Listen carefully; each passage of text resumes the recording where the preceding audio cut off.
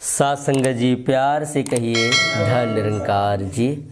आइए साथ संगत जी, आपके चरणों में एक निरंकारी कजरी फिर रखने जा रहा है दास। आप सभी लोग इस गीत को सुनेंगे, अच्छा लगे तो इस वीडियो को लाइक करेंगे, कमेंट करके ज़रूर बताएंगे और चैनल को सब्सक्राइब ज़रूर करेंगे। प्यार से कहिए धन निरंकार जी।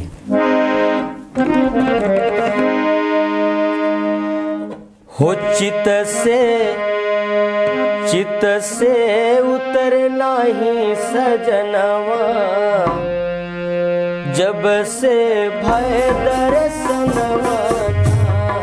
चित से उतर नाही सजनवा, जब से भय दर्शनवा।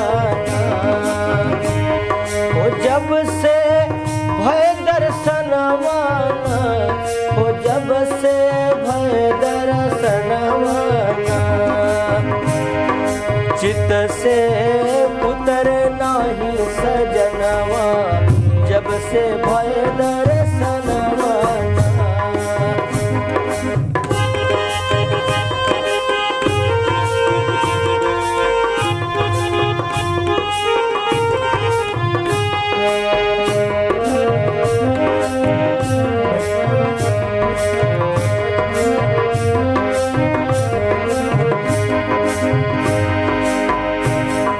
नहीं पिया मोरा दूर रह तू है, नहीं पिया मोरा दूर रह तू है। नाही रहे असमनवा, ना हो नाही रहे असमनवा। हो हाजिर नाजिर देखली समनवा, हाजिर नाजिर देखली समनवा। जब से भय दर्शनवा, चित से उतर नाही सजनवा। जब से भय दर्शनवा।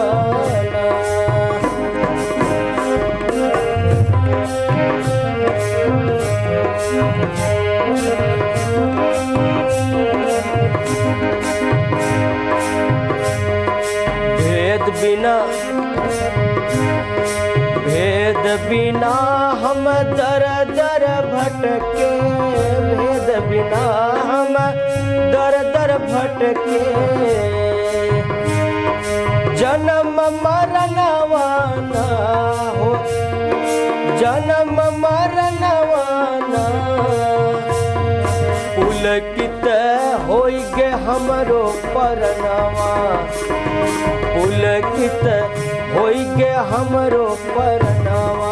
जब से भय दर्शनवा, चित से उतर नाही सजनवा। जब से भय दर्शनवा।